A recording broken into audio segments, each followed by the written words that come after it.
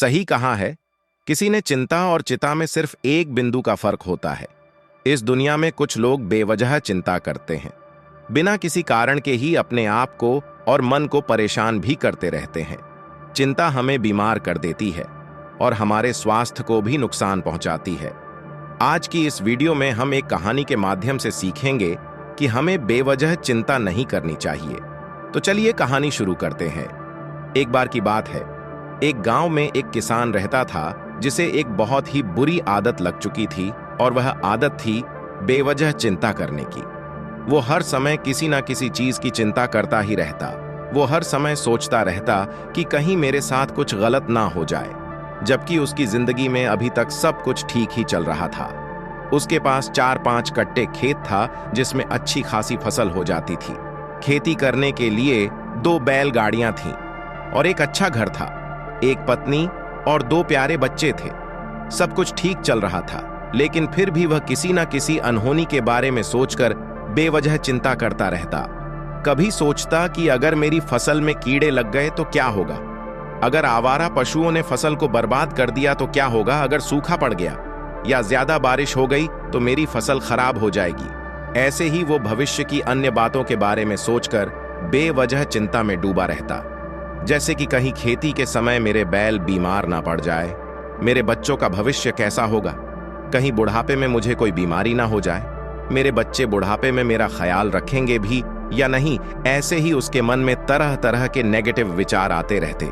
अपनी इस लगातार बेमतलब चिंता करने की आदत की वजह से वो असंतुष्ट और अधिक परेशान रहने लगा, और अब उसका किसी भी काम में मन भी नहीं लगता था।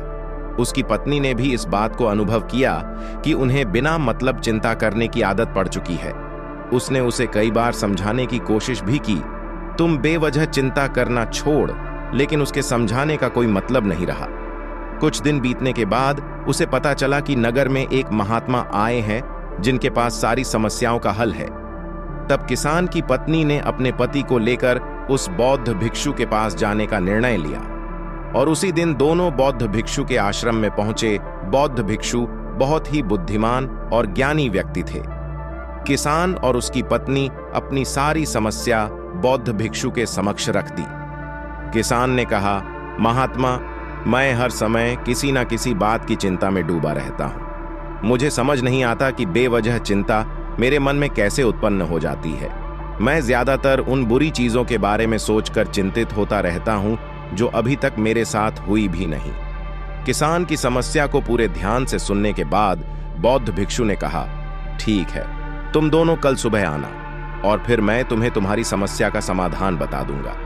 तब किसान और उसकी पत्नी वापस अपने घर को लौट गए, और फिर अगली सुबह जब किसान और उसकी पत्नी बौद्ध भिक्षु के आश्रम में पहुंचे तो देखते हैं कि बौद्ध भिक्षु बहुत ही चिंतित अवस्था में जमीन पर पालथी मारकर बैठे हुए हैं, और उनके सामने एक दूध से भरा गिलास रखा हुआ है।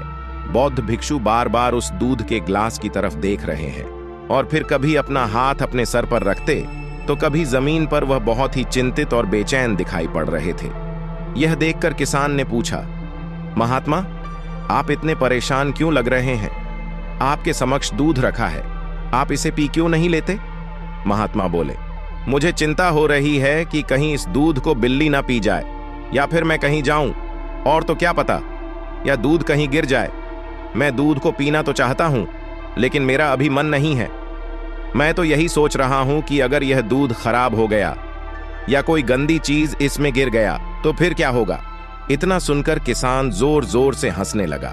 किसान ने हंसते हुए कहा, इसमें इतनी चिंता करने वाली कौन सी बात है? यह दूध ही तो है। अगर इसे बिल्ली ने गिरा दिया या यह खराब हो गया या फिर किसी ने इसे पी लिया तो क्या हो गया? आपको दोबारा मिल जाएगा, और वैसे भी आपका चिंता करना बेकार है कि ना तो अभी इसे बिल्ली ने गिराया है, ना ही खराब हुआ है, और ना ही अभी इसे किसी ने पिया है, और हो सकता है कि भविष्य में ऐसा हो भी ना।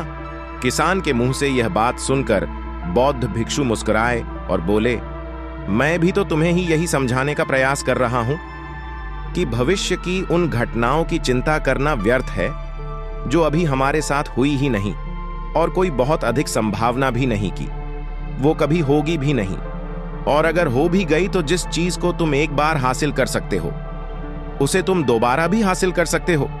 और अगर नहीं कर पाए तो कोई बात नहीं, क्योंकि समस्याओं के आने के साथ ही उन समस्याओं का सामना करने की हिम्मत भी अपने आप ही आ जाती है। यह बातें सुनने के बाद किसान को लगा जैसे किसी ने उसके गाल पर एक थप्पड़ मारकर उसे नींद से जगा दिया हो। उसे महसूस हुआ कि वो भी तो यही गलती कर रहा है।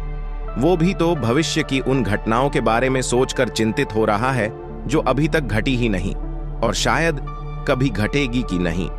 किसान फिर बौद्ध भिक्षु के चरणों में गिरा और कहने लगा, इतनी आसानी से मुझे मेरी गलती का एहसास करवाने के लिए आपका बहुत बहुत धन्यवाद, और मैं आज से पूरा प्रयास करूंगा। मैं बेवजह चिंता करना बंद कर दूंगा। जापान में एक लोकप्रिय कहावत है, अगर तुम चल रहे हो तो सिर्फ चलो, अगर तुम खा रहे हो तो सिर्फ खाओ, लेकिन एक समय में सिर्फ एक ही काम करो, चिंता न करो। इस लोकप्रिय कहावत के अर्थ ने मुझे हैरान कर दिया था, और सच कहूं तो मुझे ऐसा लगता है कि कहावत के अर्थ में ही वो राज छुपा है, जिसे अगर किसी ने अच्छे से समझ लिया और अपने जीवन में उतार लिया तो वो चिंता के बंधन से ही हमेशा हमेशा के लिए मुक्त हो जाएगा। इस कहावत के अर्थ के बारे में हम आगे बात करेंगे, लेकिन उससे पहले देखते हैं कि हमारे दिमाग में इस तरह के विचार ज्यादा चल रहे होते हैं। पहले, क्या मैंने यह काम सही से किया? दूसरा, क्या मैं इसे और बेहतर कर सकता था? तीसरा, इसका परिणाम क्या होगा? और चौथा, लोग मेरे और मेरे काम के बारे में क्या सोच रहे होंगे? ये ऐसे कुछ विचार है जो हमारे दिमाग के सिस्टम में ज्यादातर समय चलते रहते हैं, लेकिन हमें पता नहीं चलता, क्योंकि हमने इन विचारों के साथ जीना सीख लिया है। और हमारा दिमाग काम भी ऐसे ही करता है कि अगर हमने इससे किसी काम को कई बार करवा लिया तो फिर यह उसे अपनी आदत बना लेता है, और फिर हमारे चाहे बिना भी वह उसी काम को करने का प्रयास करता है। शुरुआत में तो हम किसी भी काम को अपनी इच्छा से पूरे होशो हवास में करते हैं, लेकिन बाद में वह हमारी आदत बन जाती है, और फिर हम बस बेहोशी की हालत में बिना सोचे समझे उस काम को करते चले जाते हैं। जब एक बच्चा छोटा होता है तब उसे पता नहीं होता कि चिंता क्या है, लेकिन जैसे ही वो बद्धा होता है और अपने माता पिता कहना शुरू कर देता है, और बेटे जब उसके माता पिता बोलते हैं आपको होमवर्क नहीं करना है, आपको उसकी चिंता नहीं हो रही है, आपका एग्जाम आने वाले हैं, आपको उसकी चिंता करनी चाहिए, और ऐसे ही न जाने कितनी सारी चीजों के लिए बच्चों को आसपास के लोग उसे चिंता करने के लिए कहते हैं, और वो छोटा बच्चा इस बात को मान लेता है यह अच्छा है।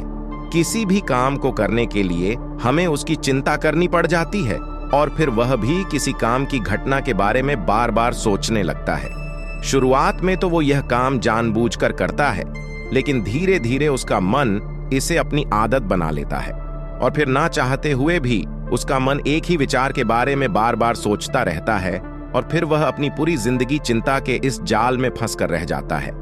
लेकिन अब प्रश्न यह उठाता है कि इसका समाधान क्या है? तो इसका समाधान है ऊपर बताई गई जिन कहावत का अर्थ यानी जागरूकता। हमें अपने विचारों के प्रति जागरूक होना होगा। हमें थोड़ी देर रुककर इस बात पर ध्यान देना होगा कि कहीं हम ना चाहते हुए भी एक ही घटना के बारे में तो बार बार नहीं सोच रहे हैं। हमें पूरी जागरूकता के साथ यह देखने का प्रयास करना होगा कि पूरे दिन हमारे अंदर इस तरह के विचार उठते रहते हैं। अब आप पूछ सकते हैं केवल जागरूकता क्या करेगी? तो मैं कहता हूं यह काफी है।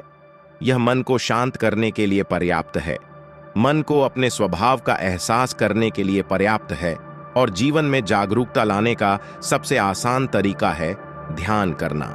ध्यान करने के दौरान अपने विचारों पर ध्यान देना चाहिए, और जब आप पूरी जागरूकता के साथ अपने विचारों पर ध्यान देना शुरू कर देंगे, तब आप पाएंगे कि आपके मन में चलने वाले गैर जरूरी विचार एक एक करके अपने आप ही गायब होना शुरू हो जाएंगे, और फिर आप एक आनंदित और शांत जीवन अनुभव कर जी सकेंगे। तो दोस्तों, आपको यह वीडियो कैसी लगी कमेंट में अपनी राय जरूर दें, और अगर चैनल पर नए हैं तो सब्सक्राइब करना ना भूलें। धन्यवाद।